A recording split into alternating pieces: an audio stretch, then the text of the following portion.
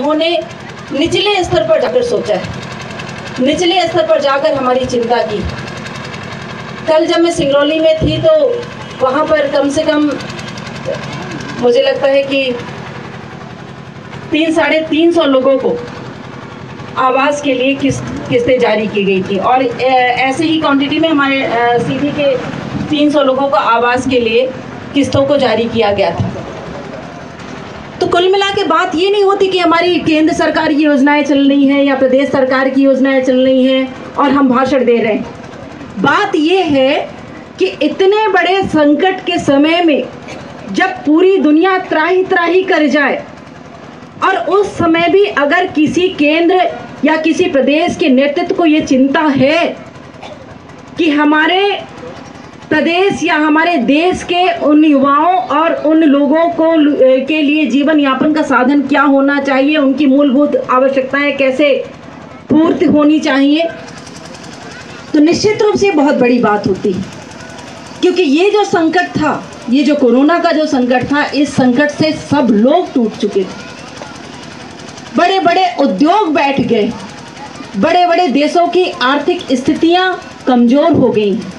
लेकिन हमारे देश में हमारे देश के प्रधानमंत्री ने जिस तरह से इन स्थितियों का संभालने का प्रयास किया है, क्योंकि हमारे देश पर पूरे विश्व की नज़र थी कि भारत जो इतना कमज़ोर है आर्थिक रूप से, कैसे इस परिस्थिति को संभालेगा।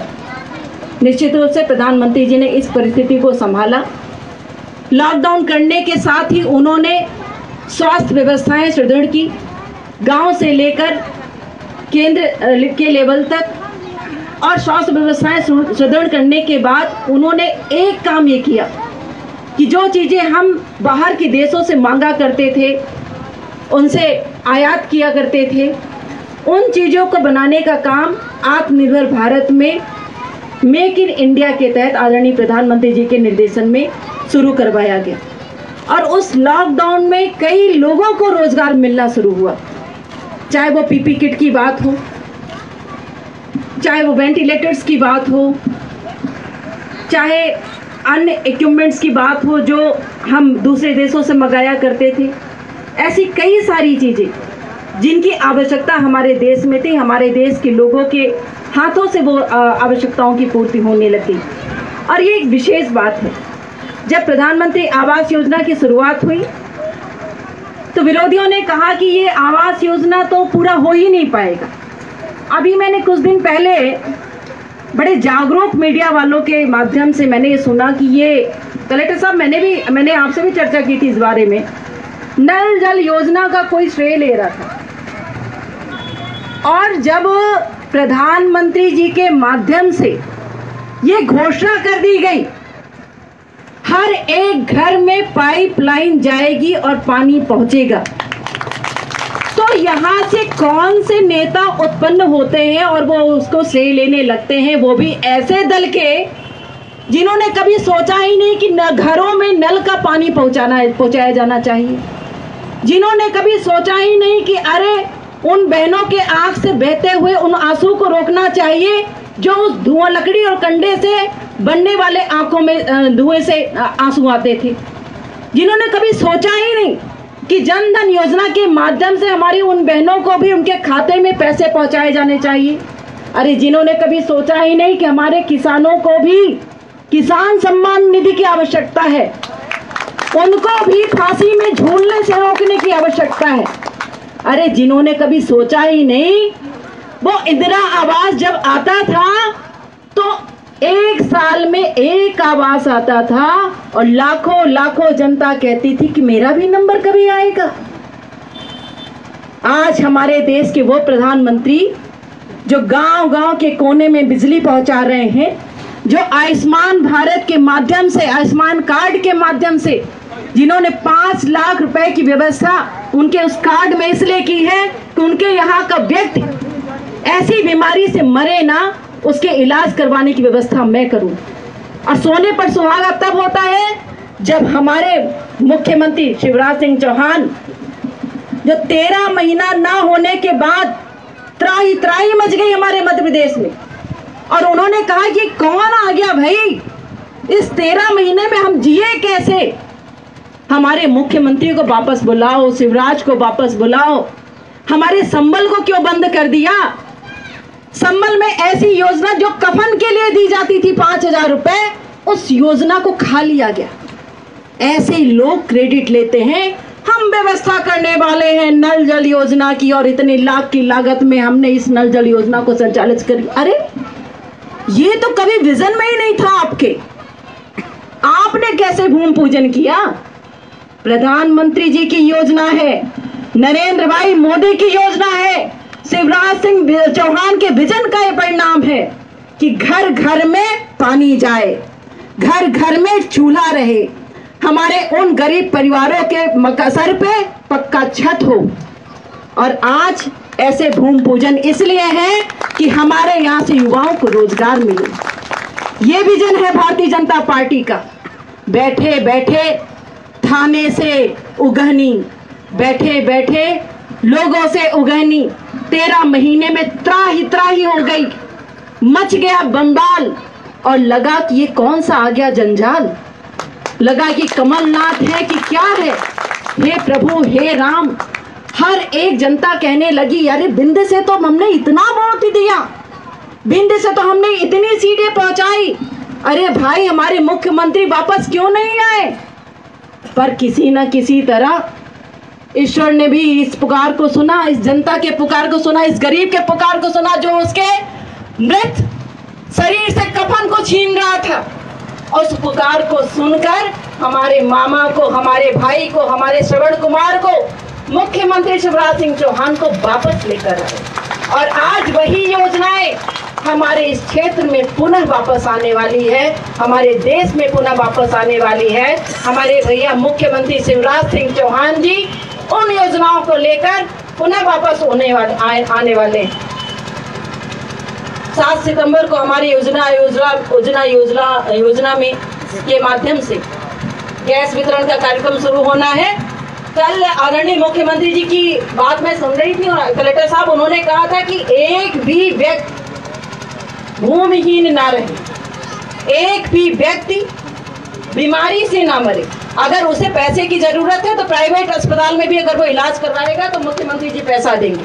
और ये चीज आप लोग की जानकारी में होनी चाहिए कि यदि आपने प्राइवेट अस्पताल में भी अपने बीमारी का इलाज करवाया है तो हमारे भैया मुख्यमंत्री शिवराज सिंह चौहान जी पैसा देने के लिए तैयार हैं। 7 सितंबर को उज्ज्वला योजना के माध्यम से गैस वितरण का कार्यक्रम है। जो भी हितग्राही, हमारे एसडीएम साहब यहाँ पर बैठे हैं, जो भी हितग्राही उसकी पात्रता रखते हैं उनको सूचीबद्ध करके उसको व्यवस्थित रूप से गैस वितरण का कार्यक्रम करवाना है। दूसरा, पट्टा देने का कार्यक्रम हम कलेक्टर साहब उसको व्यवस्थित कर लें। सीओ साहब से मेरी चर्चा हो चुकी है। पट्टा देने का कार्यक्रम हमको उसको भी लगातार करवाते रहना है, क्योंकि ये हमारा उद्देश्य है कि हर गरीब परिवार में के पास उसका अपना मकान हो, पक्का मकान हो और पक्की छत हो। आज का ये कार्यक्रम बहुत दिनों बाद मुझे आपसे मिलने का अवसर मिला, मुझे बहुत अच्छा लग रहा है आप सबको इस कठिनाई भरे समय के बाद एक साथ देखकर। अपना ध्यान आप सबको जरूर रखना है, क्योंकि कोविड अभी गया नहीं। मास्क भी लगाना है, निश्चित दूरी का भी पालन करना है। आगे आने वाले समय में वो ऐसी व्यवस्थाएं जो सरकार हमारे लिए बना रही है उनको स्वीकार करने के लिए हमको सहज भाव भी दिखाना है। उनमें से एक व्यवस्था है हमें वैक्सीनेशन करवाना।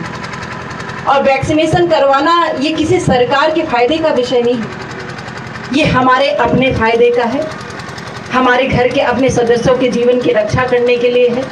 और आप जैसा कि देख रहे हैं कि WHO ने भी ये प्रमाणित कर दिया है कि भारत में कोरोना बहुत दिनों तक रहने वाला है और हम सबको कोरोना के साथ ही जीवन जीने की आदत डालनी पड़ेगी। और निश्चित रूप से कलेक्टर साहब ने बहुत बड़ा प्रयास किया। दोनों ही कठिन समय में जब दोनों बार कोविड का पहला चरण और दूसरा चरण आया, उन्होंने पूरी क्षमता के साथ उससे लड़ने का प्रयास किया। लेकिन उससे भी बड़ी क्षमता के साथ आपका सहयोग उस प्रयास को सफल बनाता है। और यदि आपका सहयोग नहीं होगा, जनता जनार्दन का सहयोग नहीं होगा, चाहे उद्योग हो, चाहे ऐसी कोई अन्य योजनाएं हो, चाहे ऐसे कोई संक्रमण का विषय हो या ऐसा कोई कठिन समय हो, उससे हम कभी भी सफलता नहीं प्राप्त कर सकते। आपका सहयोग अपेक्षित है और ये सहयोग बिल्कुल उसी तरह है जिस तरह घर का मुखिया जब कमा कर लाता है और घर की गृहिणी उसके व्यवस्थित रूप से अगर उसको खर्च नहीं करती और व्यवस्थित रूप से आगे आने वाली कठिनाइयों में समय चलाने के लिए उसको नहीं रखती है और 1 या 2 दिन में उसको खर्च कर देगी तो घर का व्यवस्था अव्यवस्थित हो जाता है। उसी तरह हमारे जिला प्रशासक हो या हमारे केंद्र या प्रदेश सरकार के नेतृत्व के आदेश हो, उनको पालन करना हम सब का कर्तव्य है। मैं आपकी सांसद आपके साथ हूँ, हर एक दुख में, हर एक कठिन समय में आपके साथ हूँ। कुछ कठिनाइयाँ और कुछ मजबूरियाँ होती हैं जिसमें हमें प्रोटोकॉल का पालन करना पड़ता है, चाहे वो कोविड का जैसे संक्रमण काल का विषय हो या अन्य कोई ऐसी व्यवस्थाएं, उसको समझते हुए मुझे आप अपने पास ही समझिए। आज ऐसे कार्यक्रम में आपकी उपस्थिति को देखकर मुझे हर्ष हो रहा है और आप स्वस्थ रहें, आप सुरक्षित रहें, मैं ईश्वर से प्रार्थना करती हूँ। लगातार ऐसी योजनाओं का परिचालन हम सबके मध्य में होता रहेगा। हमारे प्रशासनिक जो अधिकारी हैं, नए सीओ साहब आए हैं, मुझे आपसे भी काफ़ी उम्मीद है। सीओ साहब पंचोली जी भी यहाँ हैं, बहुत ही एक एक्टिव अधिकारी के रूप में हूँ और कलेक्टर साहब के नेतृत्व में निश्चित रूप से एक अच्छी टीम बनकर तैयार हुई है। हमारे एसडीएम साहब नीलांबर जी भी यहाँ पर आ गए हैं अपनी टीम के साथ। बहुत न्यायिक प्रणाली में काम करने का आप कदम उठाएंगे ऐसी मेरी पूरी आकांक्षा है और मुझे पूरा विश्वास है। और हमारे नीचे बैठे हमारे सभी कार्यकर्ता, जिनको मैं बहुत धन्यवाद देती हूँ कि कैसा भी समय हो, कैसी भी कठिनाई हो, आप लोगों ने अपनी बिना किसी चिंता के लोगों के बीच में अपनी उपस्थिति दिखाई है और अक्सर समय समय पर, हर कठिन समय पर आपने लोगों की मदद करने के लिए तो भारतीय जनता पार्टी को पहचान बनाकर आपने साबित किया है कि भारतीय जनता पार्टी का कार्यकर्ता यही होता है। गजराज भाई हैं यहाँ पर और यहाँ पर हमारे बहुत सारे वरिष्ठ ऐसे हमारे बंधुगण हैं जिनका मैं नाम नहीं ले पाई हूँ, लेकिन सभी मेरे हृदय में समाहित हैं। आज के इस कार्यक्रम को जो उद्योग के रूप में हमारे यहाँ स्थापित हो रहा है, पीछे वाले जो उद्योग थे उनको कैसे संचालित किया जाए या कैसे उनको कन्वर्ट किया जाए, इसकी चर्चा मैं कलेक्टर साहब से पुनः करूँगी कि वो चीज़ें व्यवस्थित हो जाएं और अन्य किसी के मन में कोई भी संदेह हो उससे निराकरण करने का मैं वादा करती हूँ और किसी के साथ भी अन्याय होने की कोई भी यहाँ पर गुंजाइश नहीं है, क्योंकि मेरा क्षेत्र है और मेरे लोग आप हैं। और इन्हीं शब्दों के साथ कि इतने दिनों के बाद आपसे मिलने का अवसर प्राप्त हुआ, राजनीतिक रूप में नहीं पर सच्चाई को लेकर आपके सामने आई हूँ। हमारे केंद्रीय नेतृत्व और प्रदेश नेतृत्व ने इतना सक्षम बनाया है कि सच्चाई के साथ सर उठाकर मैं आपसे बात कर सकती हूँ और आपको आश्वासन दिला सकती हूँ कि आगे आने वाला समय निश्चित रूप से आपके लिए और शुभकारी होगा और मंगलकारी होगा और लाभकारी होगा। इन्हीं शब्दों के साथ कि अपने स्वास्थ्य का ध्यान रखते हुए ईश्वर आप पर दया बनाए रखें। धन्यवाद। जय।